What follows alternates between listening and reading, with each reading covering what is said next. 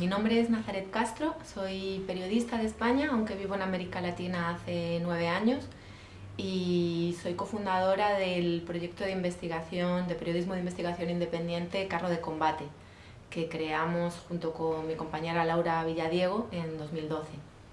Carro de Combate surgió de la inquietud que vimos que convergíamos, Laura y yo, en esta inquietud. Estábamos trabajando ambas temas que tenían que ver con condiciones de trabajo análogas a la esclavitud, fundamentalmente en los cañaverales, en las plantaciones de caña de azúcar y en los talleres de textil.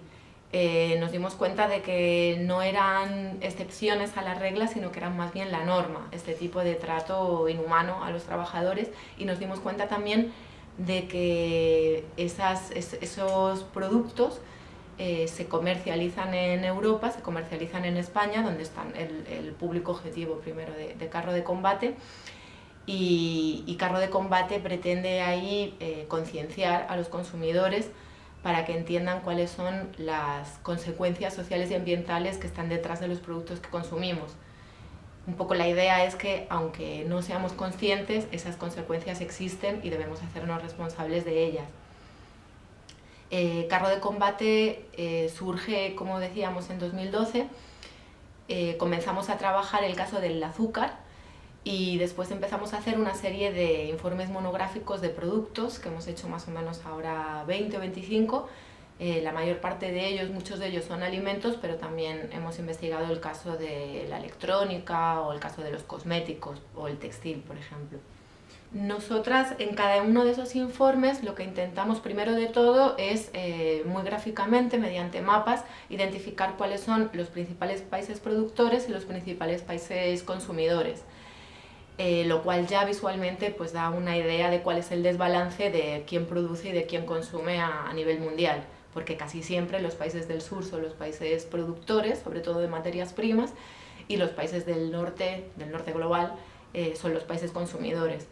Después vamos desarrollando las diferentes fases de la cadena productiva, desde la extracción de la materia prima, pasando por la elaboración, la producción, la distribución y comercialización, y también la fase de los desechos. Se trata de tener una mirada general, una mirada desde arriba de cuáles son los impactos socioambientales que genera todo el ciclo de vida de los productos que consumimos. Al final de cada informe también tratamos de dar una serie de alternativas, digamos, de alternativas más justas a esa norma dentro del sistema que es injusta. Productos más sostenibles, productos de comercio justo, y en general pues diferentes alternativas que se plantean desde la economía social y solidaria. Uno de los casos que hemos investigado ha sido el de la soja, que es desde luego muy relevante para el caso de Argentina. Argentina es, junto a Brasil, Estados Unidos y China, uno de los principales productores de soja a nivel mundial. Los impactos de la soja están bastante estudiados y bueno, las evidencias científicas están ahí, basta ir a la bibliografía amplia que hay sobre el tema, y a estudios, por ejemplo, a nivel nacional del doctor Walter Penge, que tiene muy investigado el caso. En la fase extractiva, un primer impacto tiene que ver con la deforestación. En Argentina, por ejemplo, en el Chaco pues se han deforestado grandes extensiones de tierra. En algunos casos no ha sido deforestación, sino que ha sido cambio de uso del suelo.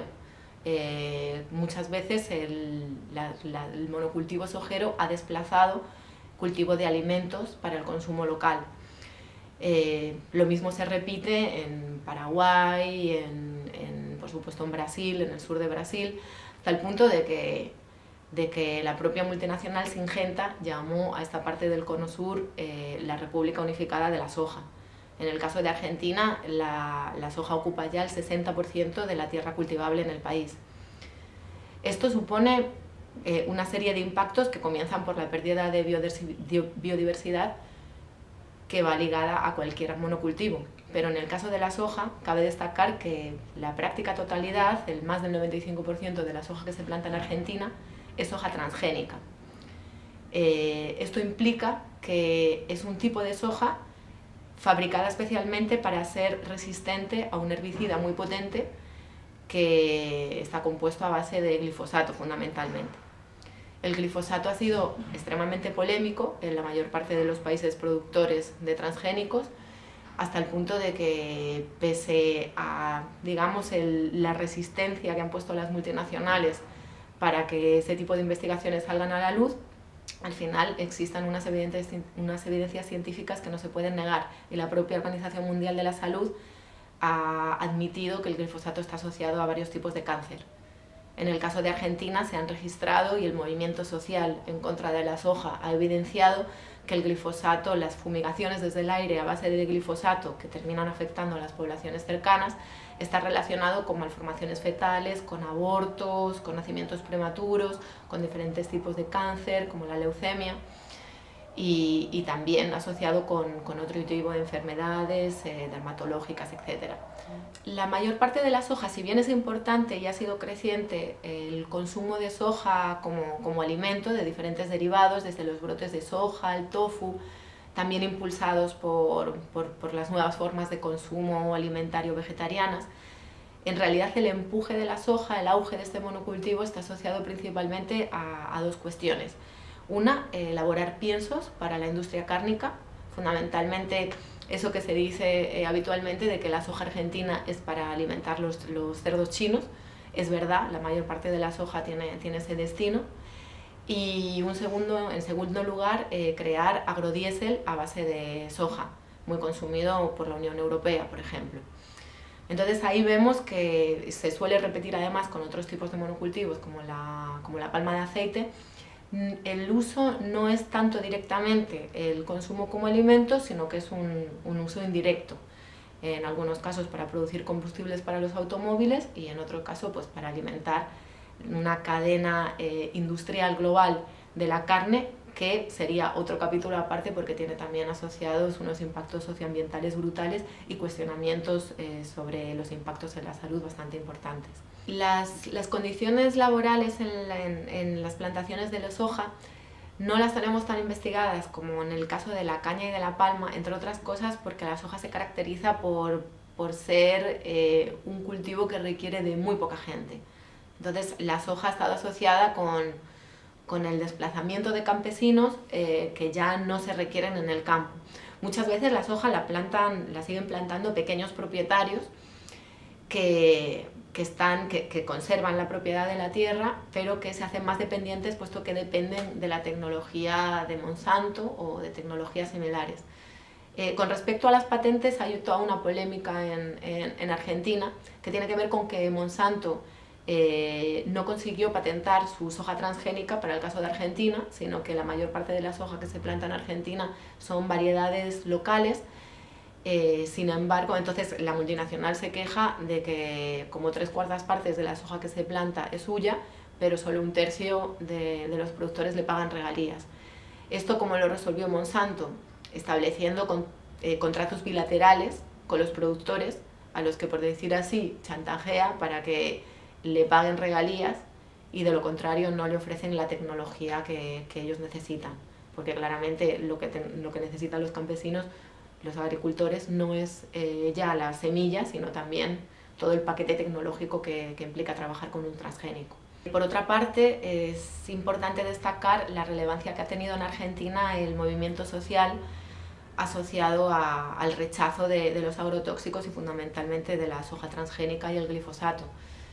Uno de los movimientos más importantes a este respecto es el de las madres de Ituzaingó Anexo. Ituzaingó Anexo es un barrio de las afueras de Córdoba, bien en el corazón sojero de este país.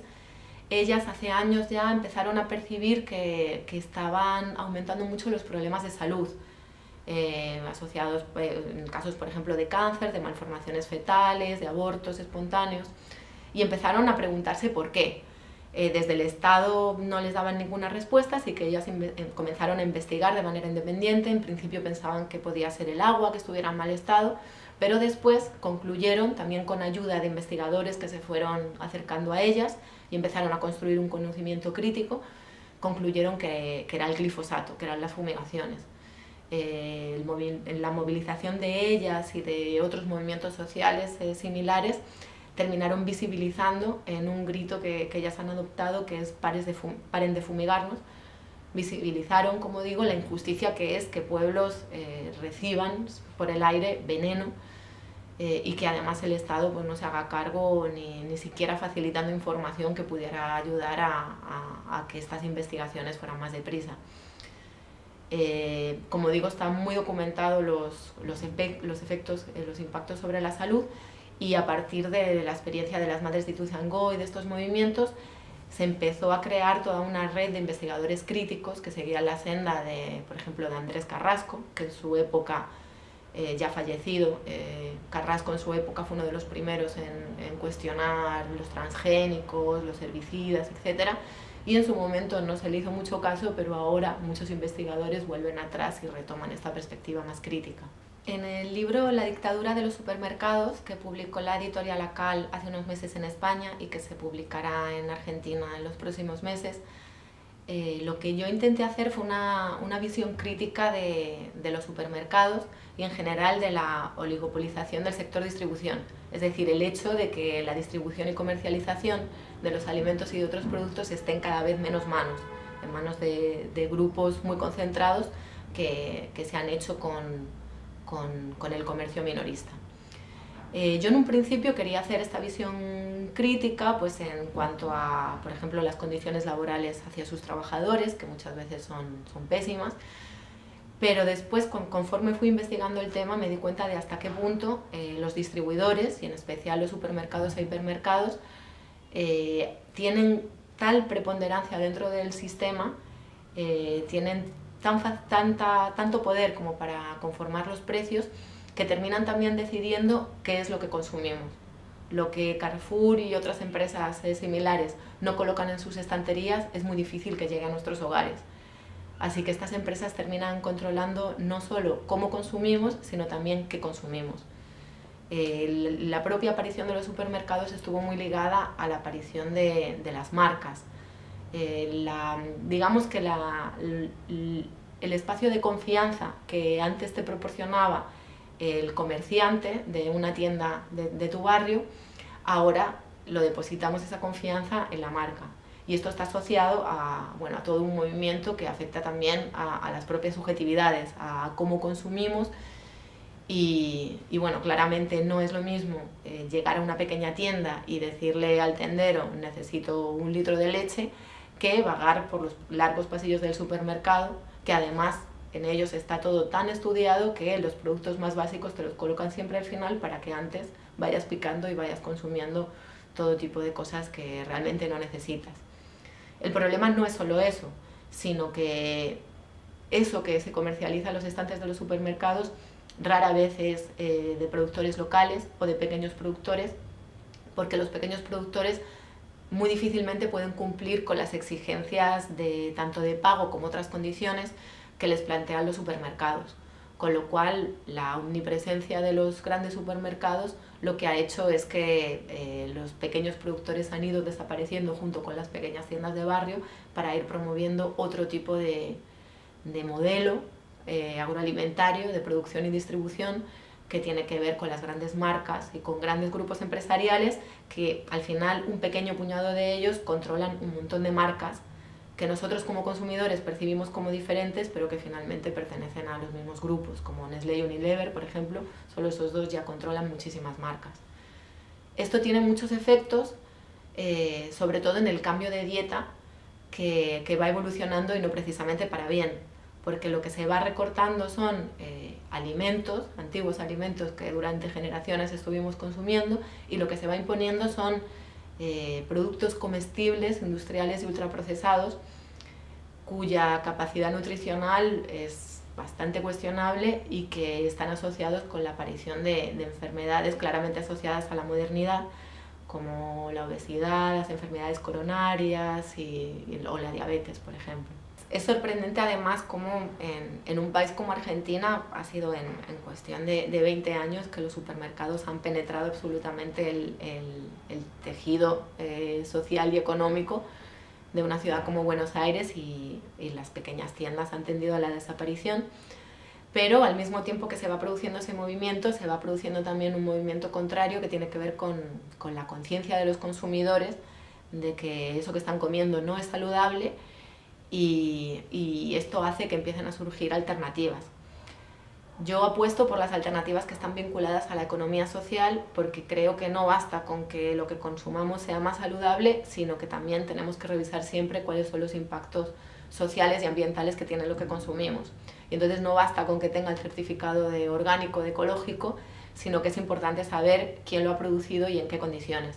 Y en ese sentido están surgiendo pues algunas iniciativas muy interesantes.